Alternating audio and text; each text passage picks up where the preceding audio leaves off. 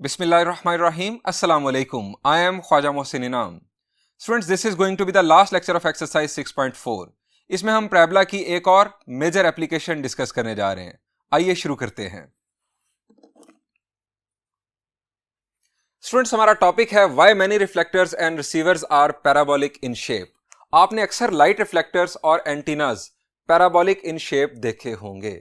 Students, हम discuss करने जा रहे हैं कि वो कौन सी पैराबोला की प्रॉपर्टी है कि जिसकी वजह से ये रिफ्लेक्टर्स और एंटीनाज पैराबोलिक इन शेप बनाए जाते हैं. स्टूडेंट्स, दोनों अगर रिफ्लेक्टर है या एंटीना है, दोनों के पीछे बुनियादी तौर पर प्रॉपर्टी एक ही है, और वो प्रॉपर्टी क्या है मैं आपको रिफ्लेक्टर की मदद से एक्सप्लेन करता हूं. स्टूडेंट्स, रिफ्लेक्टर जब पैराबोलिक रिफ्लेक्टर होगा, अगर हमारा लाइट सोर्स फोकस पर होगा तो उस लाइट सोर्स से निकलने वाली तमाम लाइट रेज पैराबोला के साथ हिट होने के बाद जब रिफ्लेक्ट होती हैं तो एक्सिस ऑफ पैराबोला के पैरेलल रिफ्लेक्ट होती हैं. इस प्रॉपर्टी की वजह से जो लाइट रिफ्लेक्टर्स हैं उन्हें सर्च लाइट्स के अंदर इस्तेमाल किया जाता है. स्पेशली सर्च लाइट्स के जो रिफ्लेक्टर्स होते हैं वो पैराबोलिक इन शेप होते हैं. स्टूडेंट्स, यही जो प्रॉपर्टी है वो एंटीनाज के लिए यूज की जाती है, लेकिन वहां पर क्या हो रहा होता है कि रेज आती हैं parallel to axis of parabola. अब जब वो parallel to axis of parabola आती हैं तो पैराबोला के साथ हिट होने के बाद वो तमाम रेज कन्वर्ज हो जाती हैं फोकस ऑफ पैराबोला पर. अब फोकस ऑफ पैराबोला पर हमने डिवाइस प्लेस की होती है जो उन तमाम रेज को कलेक्ट कर लेती है. आइए स्टूडेंट्स, अब हम थ्योरम की मदद से डिस्कस करते हैं कि ये जो प्रॉपर्टी है ये बुनियादी तौर पर है क्या. स्टूडेंट्स, ये है हमारा problem number 9 of exercise 6.4. Show that the tangent at any point P of parabola makes equal angles with the line PF and the line through P parallel to the axis of parabola, F being focus. The angles are called respectively angle of incidence and angle of reflection. इस statement को समझने के लिए दोबारा मैं आपको दिखा रहा हूं लाइट रिफ्लेक्टर. स्टूडेंट्स, हमारे फोकस पर है इस वक्त लाइट सोर्स, और लाइट सोर्स से निकली एक रे.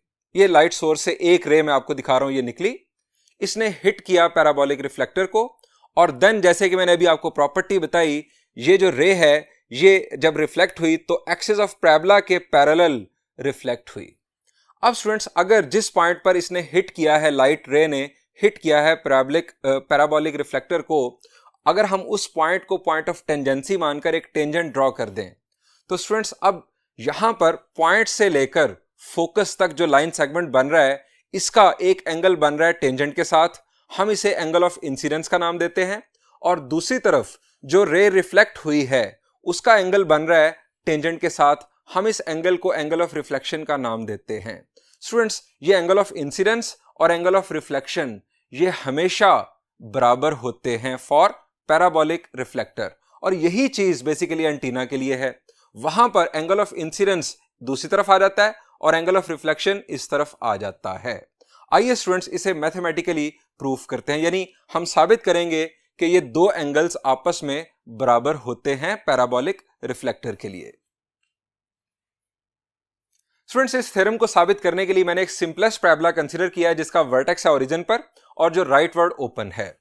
आप जानते हैं कि ऐसे पैराबोला का फोकस होता है a,0.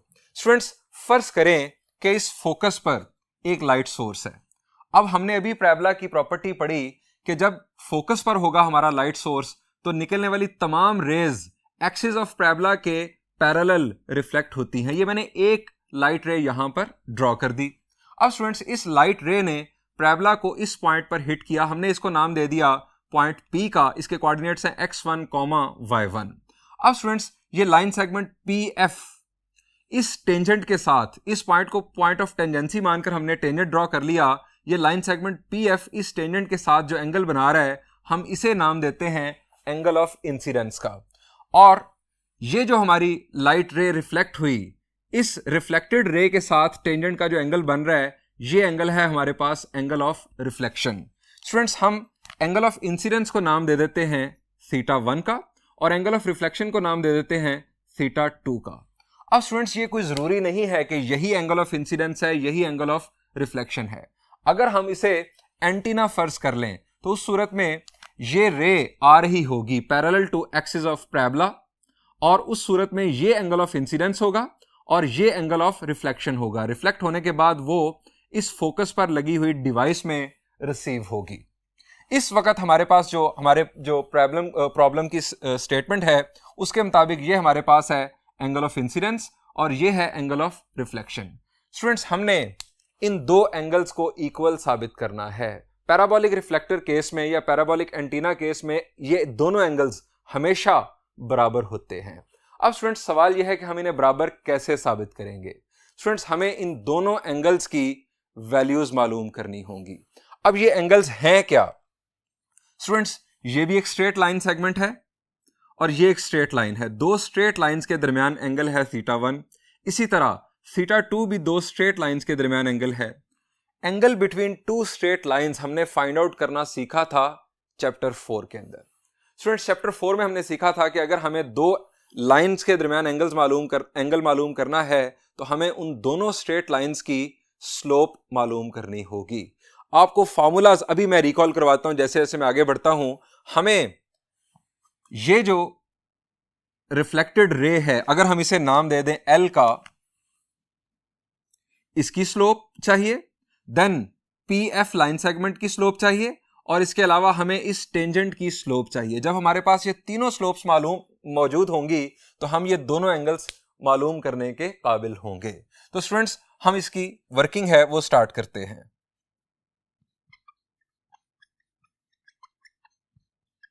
Referred to diagram we will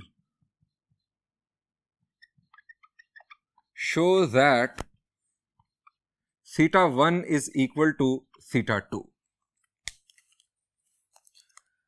हम ये साबित करेंगे। let m1 slope of line L parallel to axis of parabola। m2 student slope है, slope of line segment PF। m3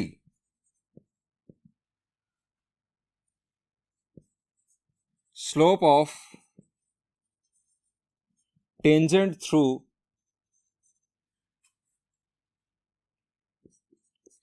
Px1, y1, इस पॉइंट से गुजरने वाले टेंजेंट की स्लोप। स्टूडेंट्स, हमने ये तीनों स्लोप्स मालूम करनी है। फर्स्ट स्लोप की बात करते हैं, m1।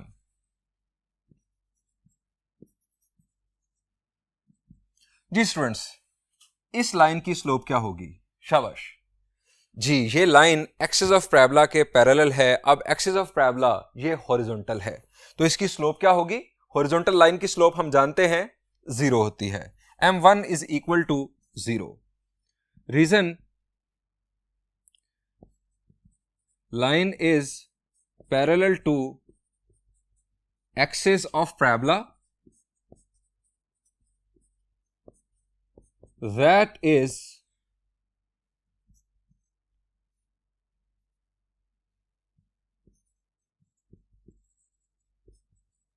हॉरिजॉन्टल। चूंकि ये जो लाइन है ये एक्सिस ऑफ पैराबोला के पैरेलल है और एक्सिस ऑफ पैराबोला इस वक्त हॉरिजॉन्टल लाइन है।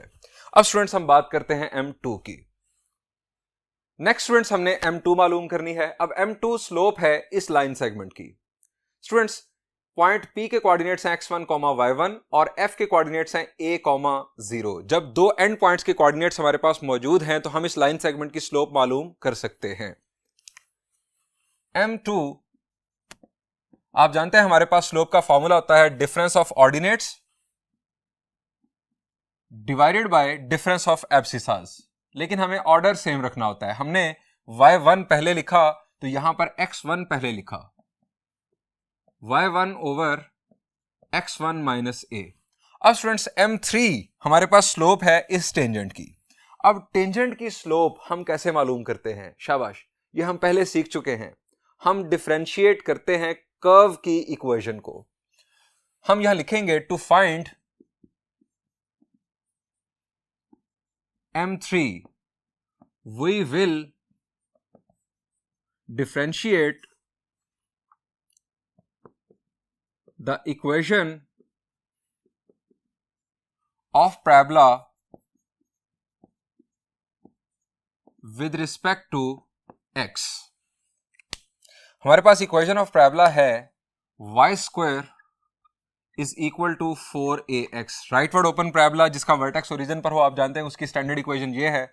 अब इसको डिफरेंशिएट कर रहा हूं मैं with respect to x. 2y dy by dx is equal to 4a. अब यहां से स्टूडेंट्स dy बाई dx की वैल्यू क्या आ गई? 4a डिवाइडेड बाई 2y क्या बनेगी value? 2a divided by y. अब ये स्टूडेंट्स हमारे पास इस पैराबोला के तमाम टेंजेंट्स की जनरल स्लोप आ चुकी. अब जो टेंजेंट इस पॉइंट से पास कर रहा है, हमें अगर इस टेंजेंट की स्लोप मालूम करनी है तो हमें इस पॉइंट ऑफ टेंजेंसी के कोऑर्डिनेट्स यहां पर पुट करने होंगे. ये हमारे पास इस स्पेसिफिक टेंजेंट की स्लोप आ जाएगी.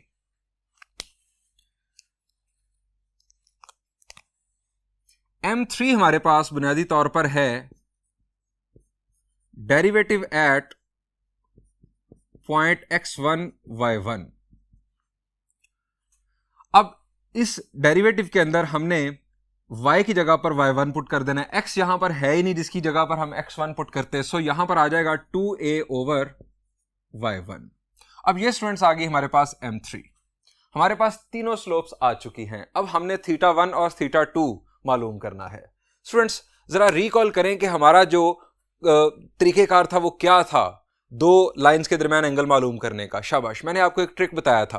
वो ट्रिक ये था कि आप एक एंटी क्लॉकवाइज आर्क ड्रॉ करें उन दो लाइंस के दरमियान. अब स्टूडेंट्स मैंने पहले θ1 मालूम करना है. आप एंटी क्लॉकवाइज आर्क यहां पर लगाएं. एंटी क्लॉकवाइज आर्क ये इस तरह से हमने एंटी क्लॉकवाइज आर्क लगा ली. अब स्टूडेंट्स पहले आएगी head side slope minus tail side slope. Numerator के अंदर जो मैंने फॉर्मूला आपको चैप्टर 4 में सिखाया था, मैं आपको रिकॉल करवाता हूं. Now we will find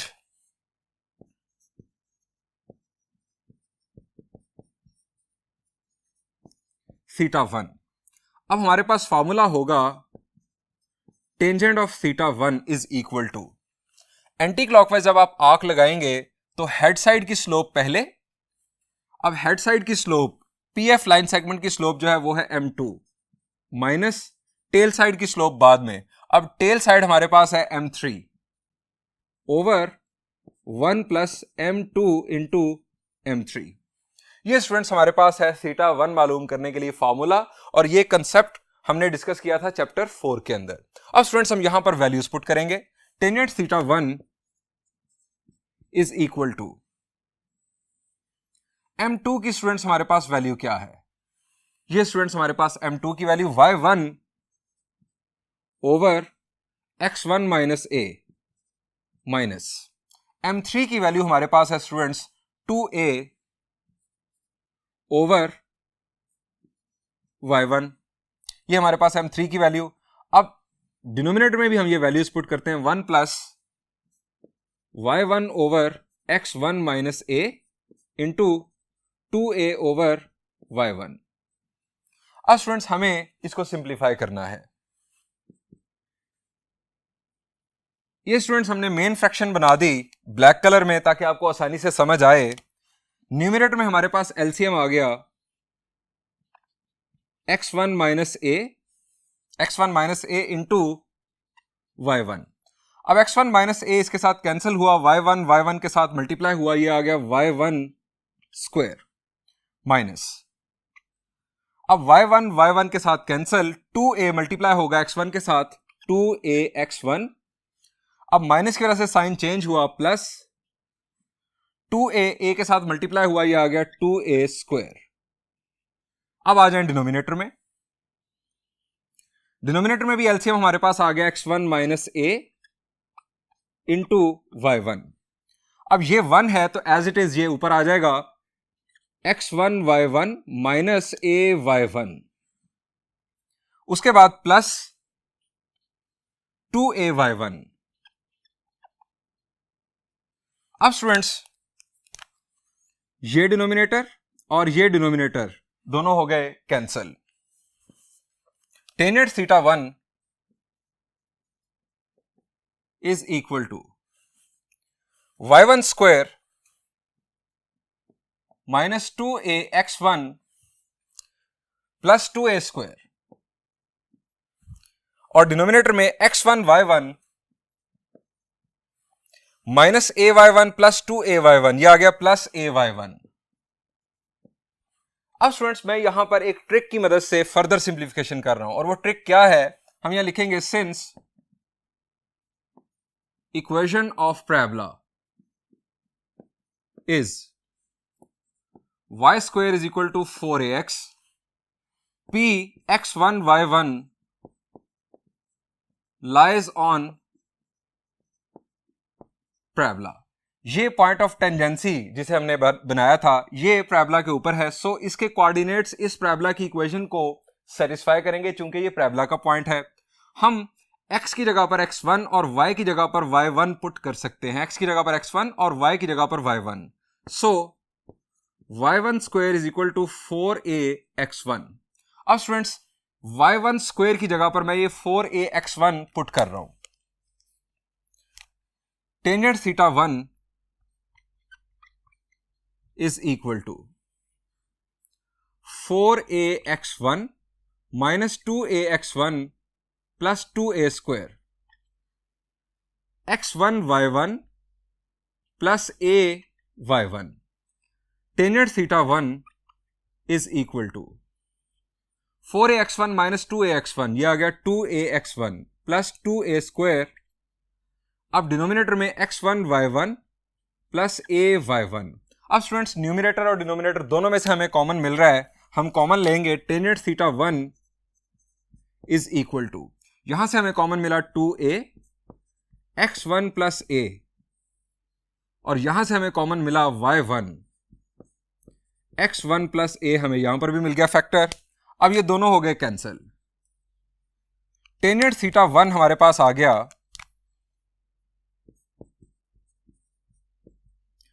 2a over y1।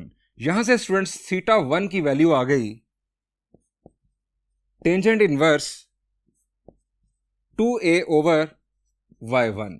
इसको स्टूडेंट्स नाम दे दें 1 का। ये स्टूडेंट्स हमारे पास वैल्यू आ गई थीटा 1 की। अब हम बात करेंगे थीटा 2 की। स्टूडेंट्स ये है हमारे पास थीटा 2। अब यहां पर भी हम एंटी क्लॉकवाइज आर्क लगाएंगे। ये स्टूडेंट्स हमने एंटी क्लॉकवाइज आर्क लगाई, इसका मतलब है कि tangent theta 2 will be equal to m3। ये हमारी इस टेंजेंट की स्लोप है m3, m3 minus m1 over 1 plus m3 into m1। m3 और m1 इसकी वैल्यूज हमारे पास मौजूद हैं, हमें जस्ट वैल्यूज पुट करनी है और हमें थीटा 2 की वैल्यू मिल जाएगी। Tangent theta 2 is equal to m3 minus m1 over 1 plus m3 into m1। Tangent theta 2 is equal to, अब m3 की स्टूडेंट्स वैल्यू हमारे पास है 2a over y1 minus m1 की वैल्यू थी 0, 1 plus 2a over y1 into 0। अब ये तो हो गया 0, 1 plus 0 is 1। Tangent theta 2 is equal to 2a over y1। यहां से थीटा 2 की value tangent inverse 2a over y1। Students ये हमारे पास है थीटा 1 की वैल्यू, ये थीटा 1 की वैल्यू, और ये स्टूडेंट्स हमारे पास थीटा 2 की वैल्यू। आप देख सकते हैं कि दोनों वैल्यूज इक्वल हैं। By 1 and 2